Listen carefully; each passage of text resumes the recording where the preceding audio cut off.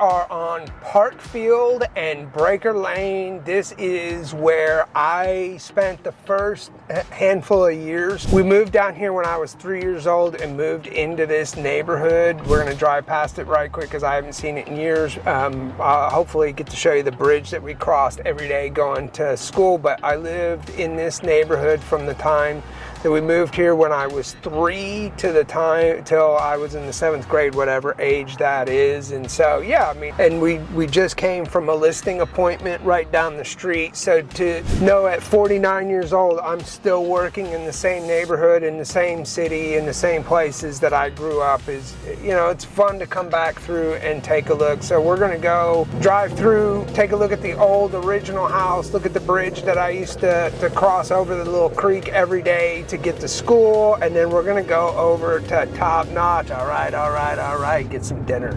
All right.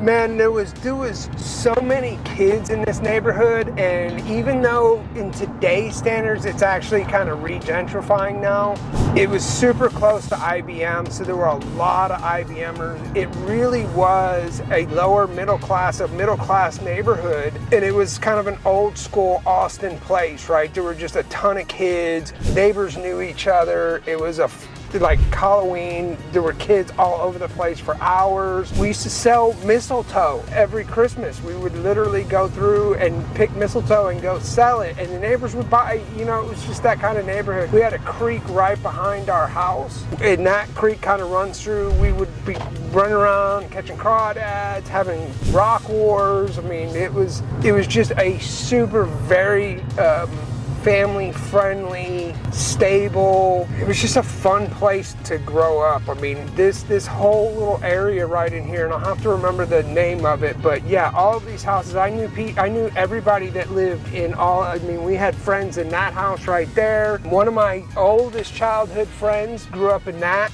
Chad and Todd lived in that house. All of these houses, we knew every 1411. Is that it? Yeah, that's the old house. Wow, is that changed? Somebody obviously painted the brick and everything. So that's 1411 South Meadows. That is the first house we lived in when we got to Texas. We installed the pool that's in the backyard. And yes, I used to jump off of the roof into the pool in the 1st grade. There's a funny story about that, actually. But I mean, as you can see, I mean, just small neighborhood, good sized lots for the size houses. It was just a tight knit community, and you could run around here.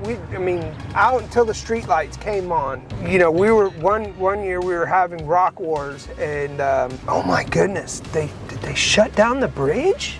They shut down the bridge. I want to drive back past here and see if I missed it. You could literally run through from one street to the other over the creek through a little public walking bridge. Yeah, I want to show you guys. Not only every day for school, but so this was the street I lived on, right? And we would come through, and you can see the yellow garage. So one of my best friends all through elementary school lived there. So like obviously running down the street here, over the bridge, over to Greg's house, and then we would follow that street, goes all the way, make a right and head straight down, and that's where Cook Elementary, and that's where I went to elementary school all the way through. So yeah, I haven't been across this bridge in 30 years.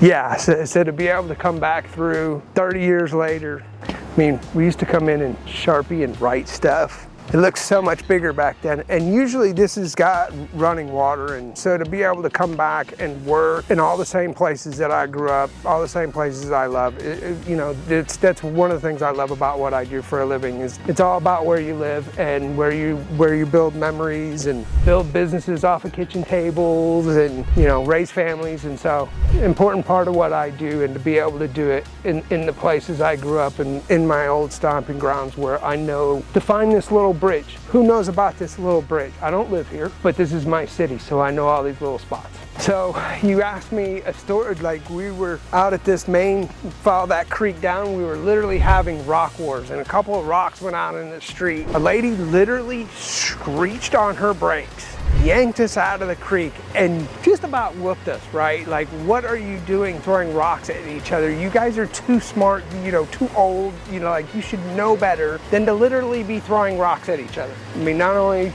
boys will be boys, right? But also at that point in time in an area like this, an adult could stop you and let you have it for acting inappropriately. That was one of the great things about growing up in this neighborhood, and I wouldn't doubt that we saw, you know, gentlemen waiting to cross and go to cross the bridge with his dog, waiting for the other folks who had a couple of dogs. And just, you know, that's the way it is when you live in Austin, Texas. We are at Top Notch Hamburgers. As you can see, 1971. I moved here in 1973, or I was born in 1973, moved here in 1977. My uncle grew up and still lives right around the corner. So way before McDonald's, way before any of that, we had Top Notch. Obviously, you know, in Dazed and Confused, this was the spot. And we're gonna turn around and show you this is still a spot. We're gonna show you some of their hamburgers here, what made them great, but Top Notch, an iconic Austin fast food place, and obviously we still love it. We're gonna flip around here and show you, right? This is still exactly the way it's been since 1971. This is exactly what they showed you in the movie. This is a Wednesday night. This is what it is to be in Austin. We're gonna show you some of the hamburgers, but we definitely had to show you Top Notch.